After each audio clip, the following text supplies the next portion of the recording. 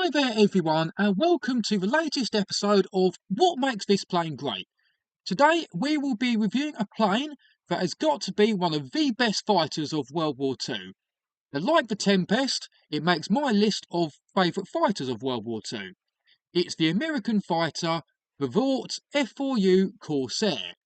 Of course, one of the first things we think of with the mighty Corsair was that it was a very fast aircraft. One of the prototypes that was being test flown in 1940 managed to fly at just over 400 miles an hour at level flight, and that was a prototype.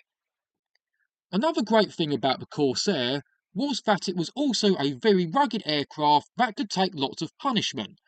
Corsair pilots were able to keep any enemy plane in its gun sight long enough to inflict major damage.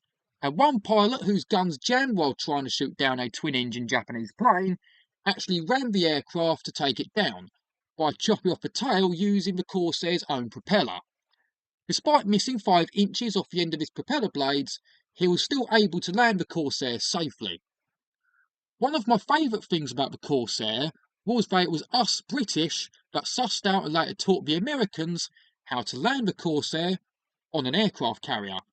When the Corsair first entered combat service in early 1943, it was deemed unsuitable for carrier landing at the time, so it was given to the US Marines for land-based operations, and as we all know, it went on to earn an outstanding combat record. Anyway, we, the British, managed to find a suitable way of landing the Corsair on an aircraft carrier.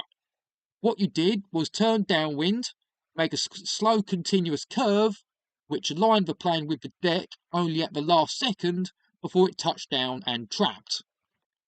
Another great thing with the Corsairs was that it wasn't just the Americans who got to use this aircraft, they were heavily used by the Fleet Air Arm in the Royal British Navy, with 18 Fleet Air Arm squadrons using Corsairs by the end of the war, serving both Europe and the Pacific.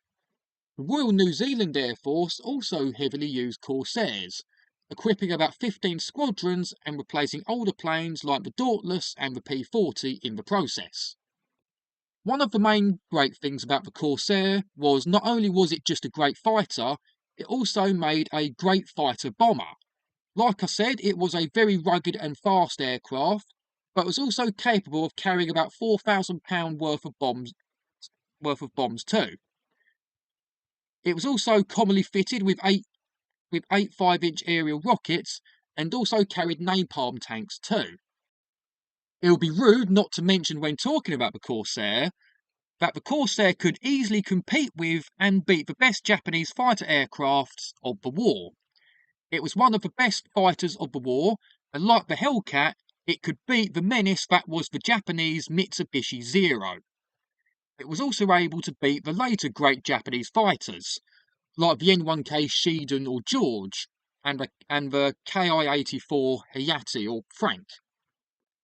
The last great thing I want to say about the Corsair was that they were still being used regularly after World War II. The Americans used them in the Korean War for ground attack close air support roles, being armed with cannon and large amounts of bombs and rockets, etc. Corsairs actually accounted for about 80% of US Marine and Navy ground strike missions during 1950. They did dogfight the Russian piston engine aircraft, like the late Yak and Lavochkin fighters, and one even managed to shoot down the far superior MiG-15 jet fighter. They were also proper used by the French Navy after World War II. During the First Indochina War, French pilots provided close air support for the French forces against the Viet Minh forces. Additional French Corsair service saw action during the Suez Crisis, Algerian War, and over Tunisia. So that's it for this latest episode of What Makes This Plane Great. Thank you for the great support of these videos, and please check out my CD reviews I do as well on this channel. Please like and subscribe and leave a nice little comment below. Cheers.